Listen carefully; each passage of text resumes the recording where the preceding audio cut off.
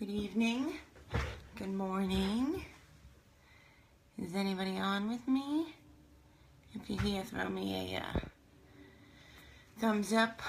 I'm still trying to figure out how to use this live thing, so pardon me while I scroll here. Oh, is that? No. Oh. Okay, so today is, tonight we're going to talk about, it's the last part of my Feeling Stuck series. And today we're going to talk about action and what you can actually do to become unstuck. So, if you're here, throw me a wave, thumbs up, smile, angry face, anything. Just let me know you're here. Okay, so I have 6 things.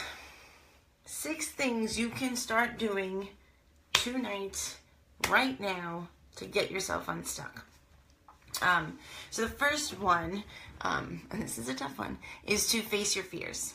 Because a lot of the times it is our fears that keep us stuck in that position. It holds us back from the things we want to do because we're afraid. And we don't like feeling afraid, so we just stay where we are. We don't try. But that leaves us exactly where we were. It doesn't leave us growing or trying new things.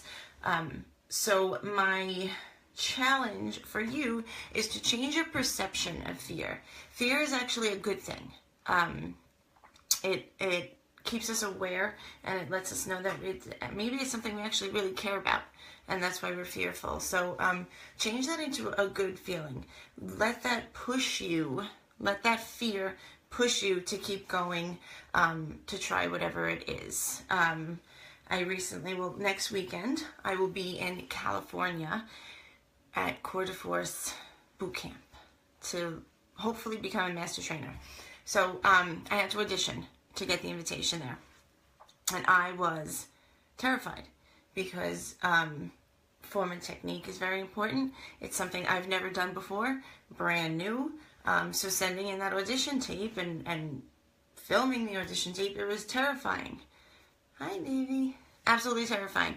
But I still did it because it was something that I really wanted. And I thought to myself, okay, so I sent in the video, and what's the worst thing that happens? They say, no, you didn't get it this time. Okay, tell me what to fix. Tell me how to make it better so I can try next time. But I did get it, and I'll be there next week, and hopefully all goes well.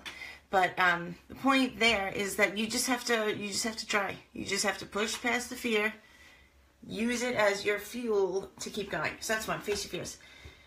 2, and this one's important, and this one is probably one of the easier ones to do to get out of this slump, rut, funk, whatever you want to call it, is to break your routine.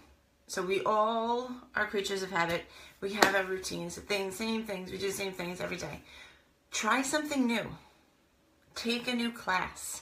If you've never taken a dance class, take a dance class.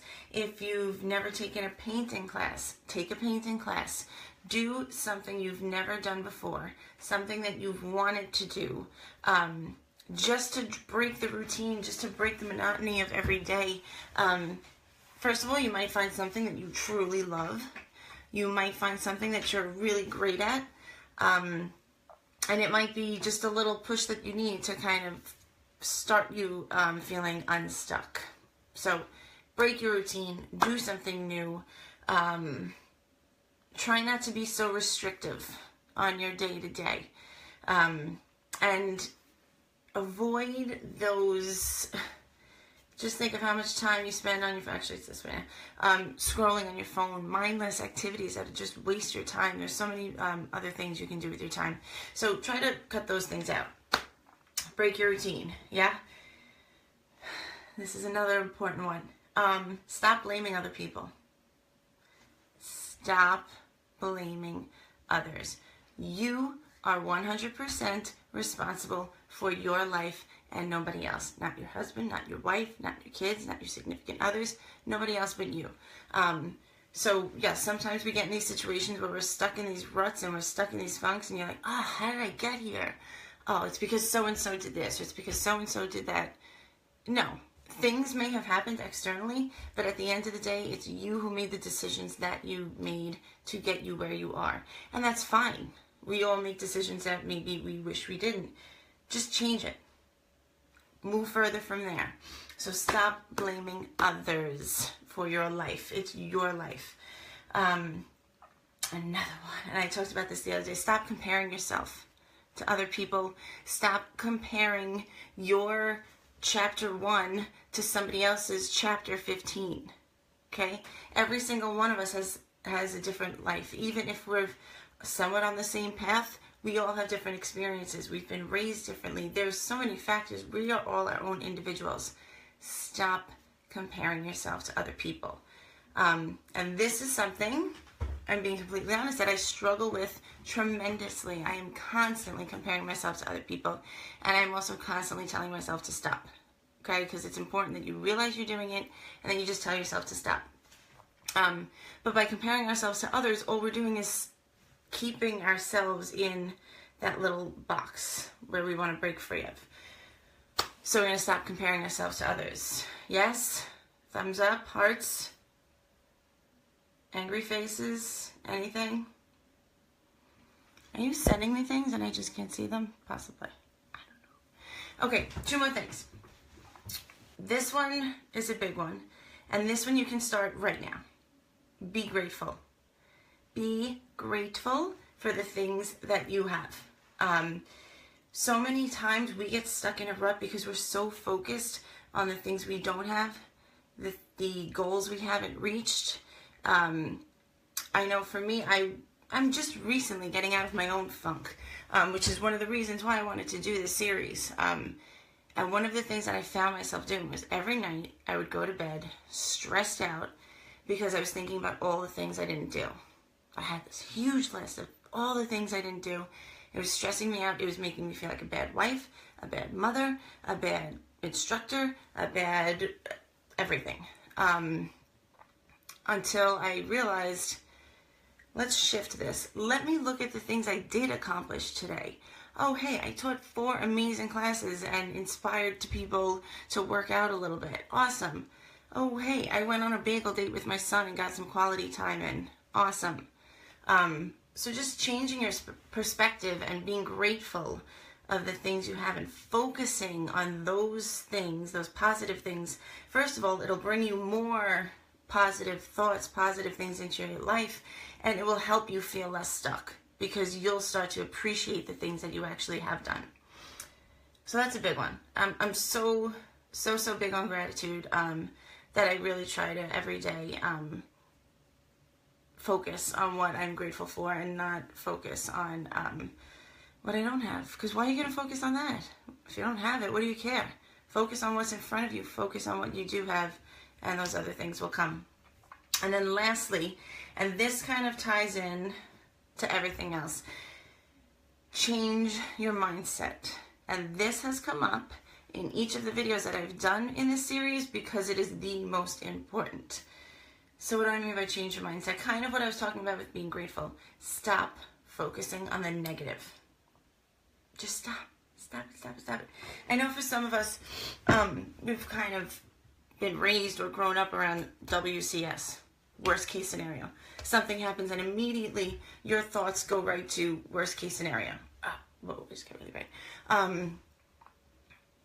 And by thinking all these constant negative things, all it's going to do is keep us feeling stuck, keep us in that rut, and just not feeling right. So, my challenge to you is to shift your focus to the positive. And that whenever, and that's not to say that like we're not going to have days where we're feeling down or we're feeling upset or it's been a bad day. That's normal and that's part of being human. What I mean is when it starts to become repetitive and when it starts to become too much, when you catch those negative thoughts, especially about yourself or others, just stop it. Whatever it is, just stop it. Change your words so that it's always positive. Some of the things that I do to make sure I stay positive, because it's difficult to think negative things in the world that we live in the amount that we work, in the amount of stress that we have, the amount of pressure we put on ourselves. It's so easy to focus on the negative. Read. Yes, read books. Remember the pages and paper. Read books to help you grow, to help you become a better individual. Tomorrow I'm actually going to give a review of a bunch of my favorite books, so stay tuned for that tomorrow. But reading, personal development is huge, huge, huge, huge. I've actually done that since I'm in high school, and it's something I love. Listen to positive podcasts. There's a lot of podcasts that are out there that, you know, focus on positive thinking and a positive mindset and success and things like that. And lastly, surround yourself with positive people. Negative people are just that. And sometimes some people just want to focus on the negative and constantly, even when you're talking about something great and amazing and you're so overjoyed and excited about it, they'll find something to bring you down. So try to limit your time around those kind of people, and just stay positive. But changing your mindset and keeping all of your thoughts and actions positive, it's going to help with everything else, with facing your fears, with not blaming others, with all of that. So I am going to have a blog posted where I'm going to have these action steps. And if anybody out there is feeling stuck, I hope one of these tips helps. Start with one. Just pick one, focus on that for a couple days, see how it works, and then maybe add on another or a couple of others. I do hope this helped somebody, anybody. Even if it helped somebody for a day, then I'll consider it a good job. And that's all I got for tonight. Have a good night.